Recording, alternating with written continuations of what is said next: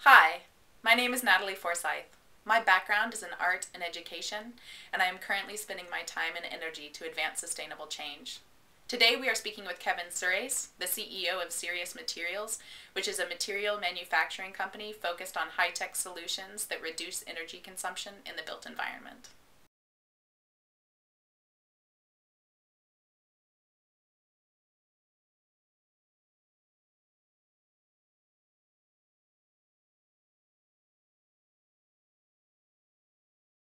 It became clear that buildings were huge. I mean, buildings are the big kahuna.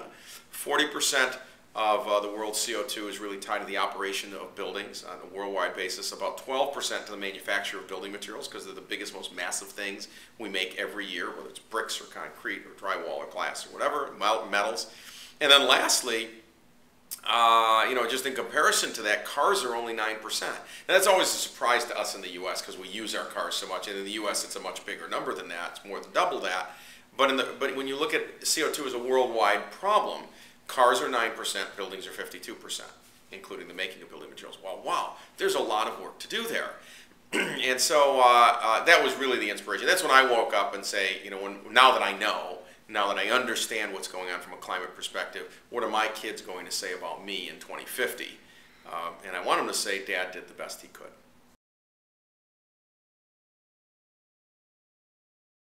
But when we look at materials, of course, we've got Windows, we've got our Sirius Energy Manager platform, which is a SaaS or software platform. We've got our drywall products and other insulation products coming down the line, etc. So we really look at how do we save energy in the operation of buildings, or how do we save energy in the manufacture of materials.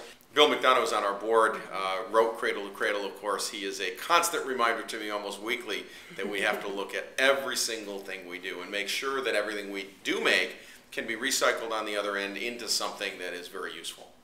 So we've got to look at it another way and say all of these products have to pay off. So for us, the most important part of green is the green that the customer saves, the dollars the customer saves. If they're going to save money using our products, using our services, we win and they win. And that's what they have to see, a fast payback, 2 years, 3 years, 4 years, 5 years.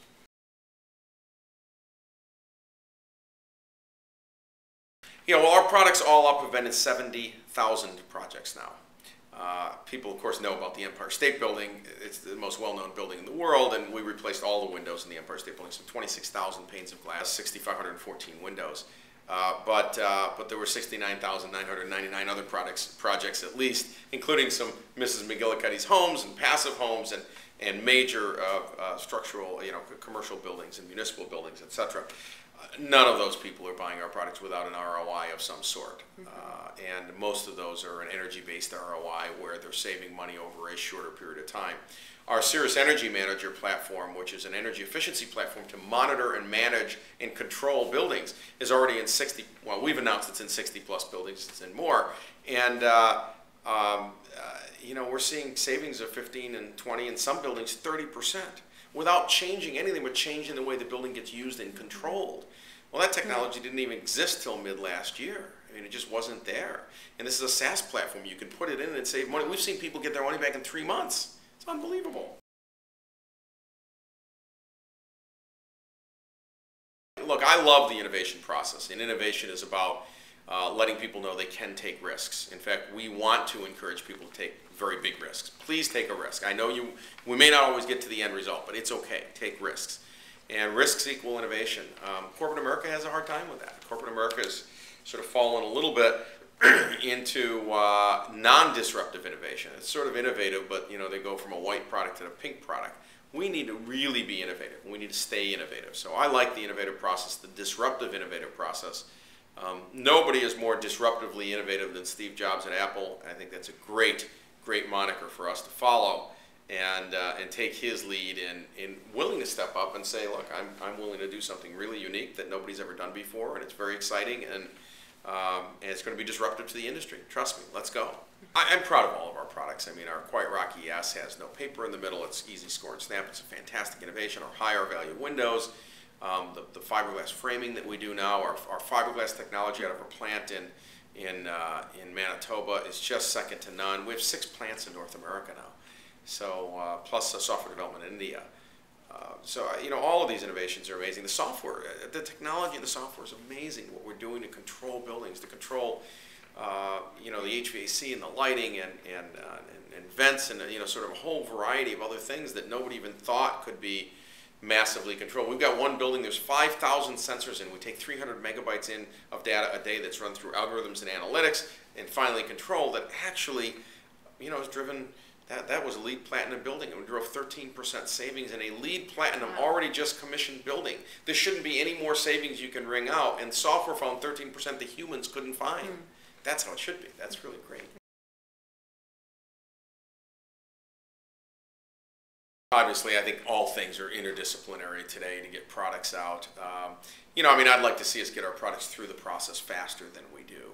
I think that, that's a challenge.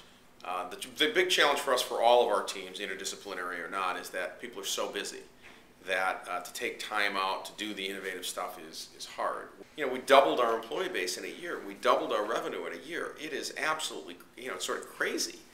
And so in the midst of that craziness, you've also got to take time and say, great, we got to get these 6 new products out this year. How do we do that? How are we going to innovate? How are we going to take the time to give the thought that has to be put around it?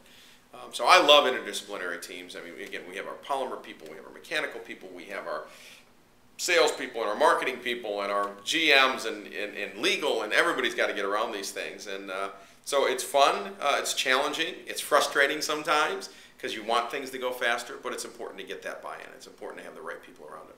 The key obstacle is most people don't have the money right now, even if it saves them all the money back in 3 years. Even if they're going to save $1 million over 3 years, they don't have the $1 million today, because for them, they pay their power bill $100K a month. They don't have $1 million in cash today.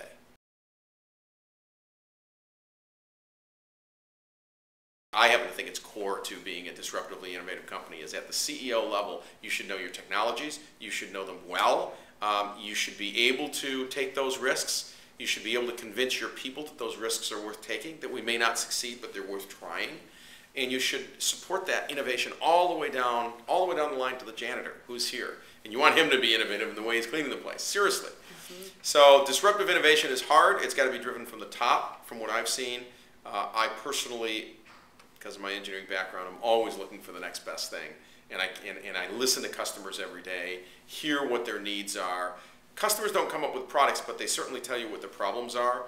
And sometimes I'll wake up in the middle of the night and go, now I know how we can solve this problem. And I'll come in and people will say, you're crazy. I said, yeah. Yeah, but you're the CEO. You really want us to do this? Yeah. See, someone else couldn't do that. An engineer in a group couldn't come in with an absolutely crazy idea because he'd be afraid that his boss and his boss's boss wouldn't support it, even though he knows I would support it. So it's okay to seed those ideas from the top and then let the engineering teams go do the real hard work, right? It's easy to seed an idea. It's 2 more or 3 more years of work maybe to get the product out, so don't underestimate all the work that's got to be done. But you drive disruptive innovation from the top. That's how you do it. We think that all buildings in America can easily save between 40 and 60% of their energy usage with just 3 or 4 or 5 low-hanging fruit sorts of items, especially over the next year as more technology comes out. So we're very excited to be a major leader in that space. Great innovation comes out of people who are willing to take these risks and are willing to do it, and it's very hard early on to prove that what you want to do is going to work. We didn't take any venture money for the first 4 years, so everybody starved.